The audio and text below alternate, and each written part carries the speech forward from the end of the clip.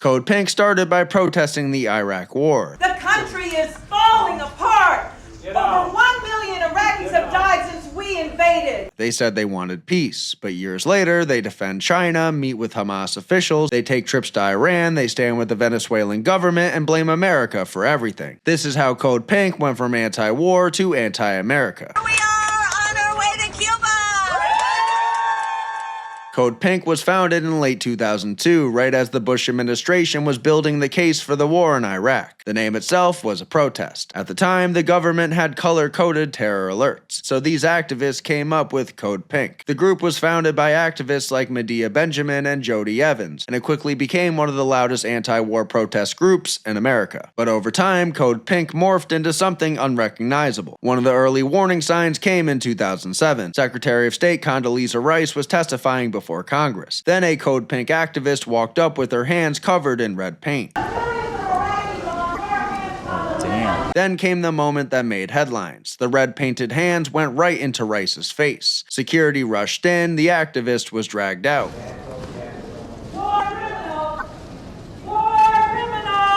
And according to reporting at the time, she was later charged after the incident. Now, Code Pink says this was just another anti-war protest. Now, I want to tell you that the heroes and the sheroes of this anti-war movement are all of us. We are the ones that are confronting the war criminals. Desiree is a librarian from a small town in Texas. Never did a thing like this in her life. She is now, though, accused of assaulting Condoleezza Rice. But look at what was happening. They were not just holding signs outside, they were physically confronting American officials inside congressional hearings and calling them war criminals. That same era, Code Pink targeted a Marine recruiting office in Berkeley, California. Not the White House, not Congress, a Marine recruiting center. They wanted these Marines out. This recruiting center behind me has been here since December, but last week the Code Pink anti-war group decided it should go. Well, today the Code Pink members showed up again. You can see some of the messages that they wrote to the Marine Corps right there on the sidewalk. And again, the main message is, according to them, this is no place for a Marine recruiting center.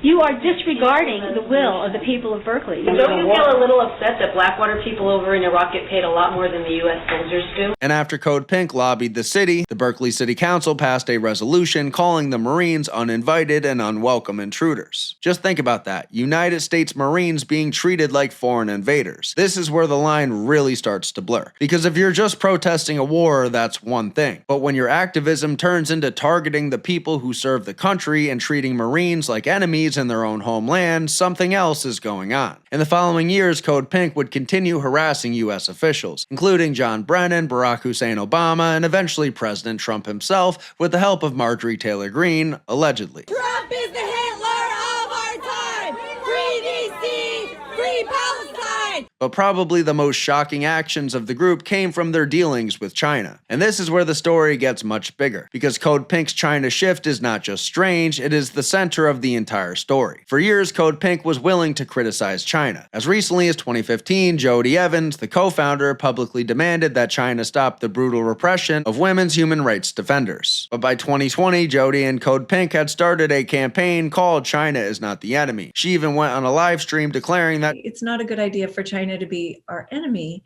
but someone that we can learn from, be related to, and cooperate with. In 2023, she went further, describing China as a defender of the oppressed and a model for economic growth without slavery or war. During this period of time, Jodie Evans even married into China. She married a guy named Neville Roy Singham, a wealthy tech entrepreneur who sold his company for hundreds of millions of dollars, moved to Shanghai, and became central to one of the biggest questions surrounding Code Pink. The New York Times later reported that Singham was part of a global network that promoted pro-Chinese messaging. And according to reporting and congressional scrutiny, Code Pink received significant funding from groups linked to Singham. But then came the quote that almost sounds too perfect to be real. When Evans was asked if there was something negative you could tell us about China, she could not, for the life of her, think of anything.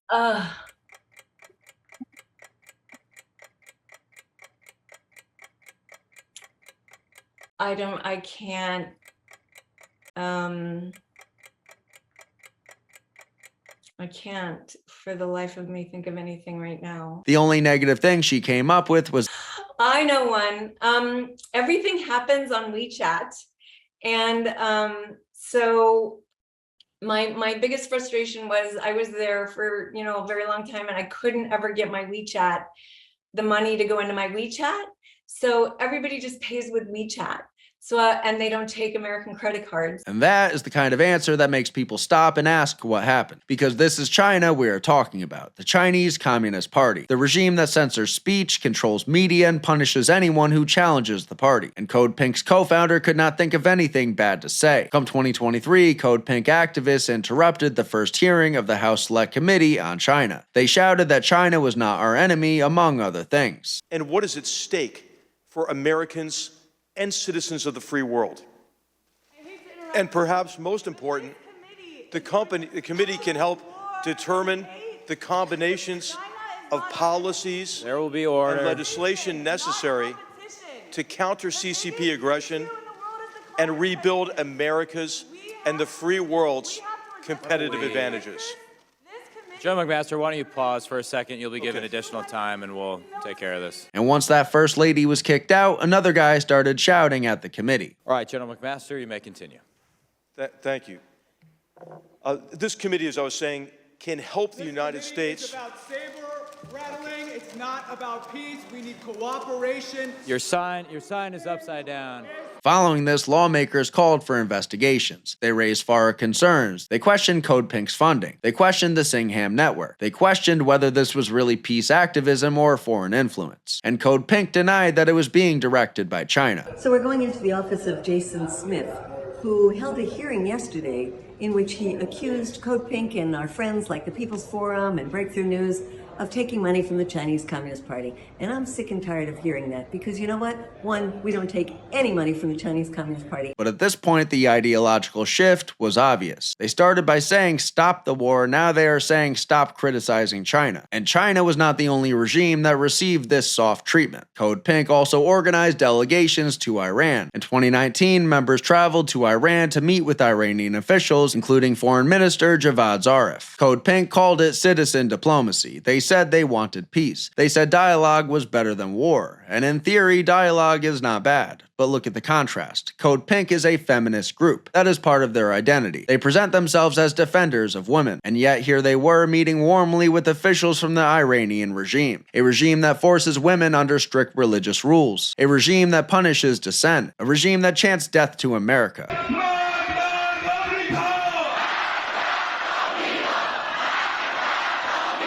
But when the target is the United States, Code Pink has no problem using the strongest language possible. When the regime is Iran, suddenly the tone changes. Suddenly, it is dialogue, understanding, diplomacy, context. And it happens the same way every time. America gets condemned while America's enemies get a conversation. And that brings us to Hamas. In 2009, Code Pink activists traveled to Gaza. Their own materials describe meetings with Hamas officials. Code Pink even delivered a letter from a senior Hamas official to the U.S. Embassy in Cairo, acting as a self-described bridge to the Obama administration. And as most of us know, Hamas has been a designated terrorist organization since 1997. Code Pink would say this was conflict resolution. They would say this was dialogue. They would say you cannot make peace without talking. But for most people, this raised a very simple question. Why does Code Pink always seem to have room for dialogue with America's enemies, but only outrage for America and its allies? And all that would set the stage for October 7th, 2023. Hamas terrorists invaded Israel. Civilians were murdered, families were slaughtered, hostages were dragged into Gaza, and the world watched in horror. This should have been an easy one for Code Pink. A peace group should be able to condemn the massacre of civilians. But Code Pink immediately blamed Israel and failed to clearly condemn Hamas in the first hours after the attack. And for a group that claims to stand for peace, that silence was loud. Then take a look at Venezuela. For years, Venezuela has suffered under socialist rule. Economic collapse, political repression, millions fleeing the country. Nicolas Maduro became a symbol of left-wing authoritarian failure. But when America moved against Maduro, Code Pink did not treat it like the fall of a dictator. They treated it like American aggression. We understand more just how destructive U.S. policies have been and how destructive they are now, and what responsibility we have to go back to the United States and call for the freedom of Maduro and Celio Flores to call for recognition and to call for a lifting of the sanctions. Meanwhile, Venezuelans across the world were celebrating the capture of Maduro. Things are resonating loudly here in the city of Doral. Let me remind you, it is a home to the largest Venezuelan community in the United States, and celebrations are really erupting at this time. Let's take a live look at this scene right now.